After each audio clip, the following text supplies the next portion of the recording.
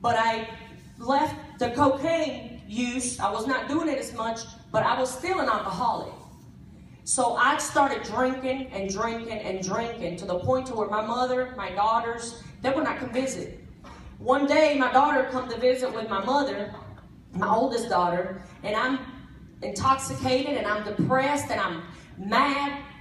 And they come to visit, and my mother sees all these stacks of beer that I've stacked up against the kitchen wall, and she goes into this crying panic mode.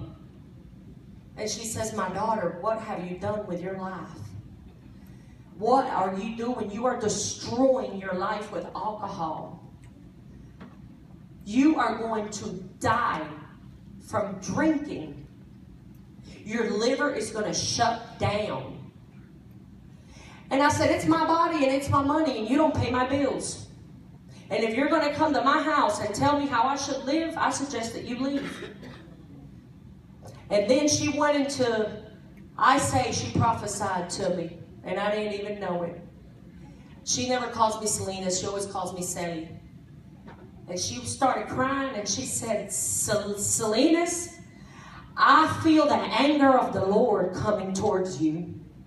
She said, I feel the wrath of God coming towards you. And I said, what is God going to do? Is he going to take my house? I've been in the street before. What is he going to do? Take my job? I go find another job. Shut my liver down? Oh, well. That's how rebellious I was. She said, it's going to be something that you don't even imagine.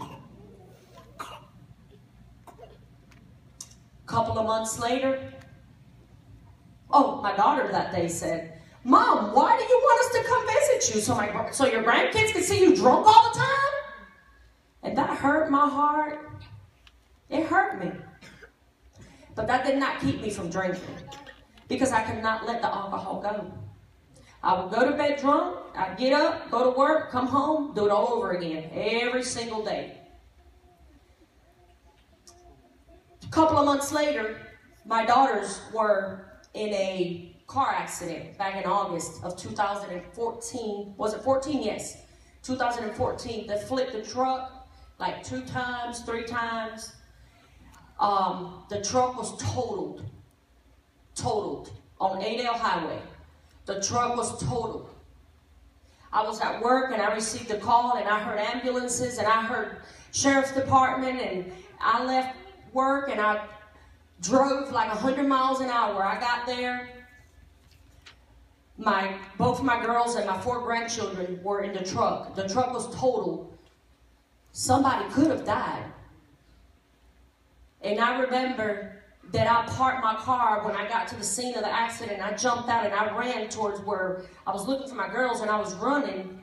And I remember I seen Cassandra, the one that did the dance. I seen Cassandra, and I said, where's Jasmine? And I felt my heart stop for just a minute, because those were my babies in that car. I would have lost my family, my descendants. And I remember, because I told Cassandra, you need to go to the hospital and at least get x-rays, get checked, make sure everything's okay.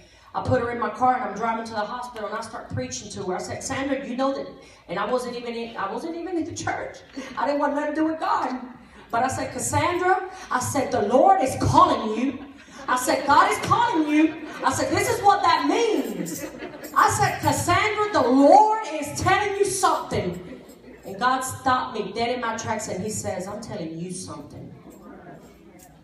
And when I felt those words in my heart, she can testify for me, I cried all the way to the hospital, but she didn't know why I was crying. I was crying because God spoke to my heart, and he said, I'm calling you. I'm calling you. And I felt the presence of God at that very moment when I felt those words come to me. I didn't listen.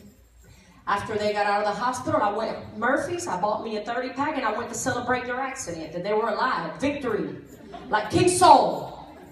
Like King Saul. Let's celebrate victory. They had a big car accident. The truck's total, but hey, my descendants are alive. I'm going to get drunk tonight.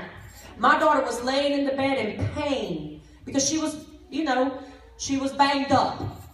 And Mama was in the kitchen getting drunk.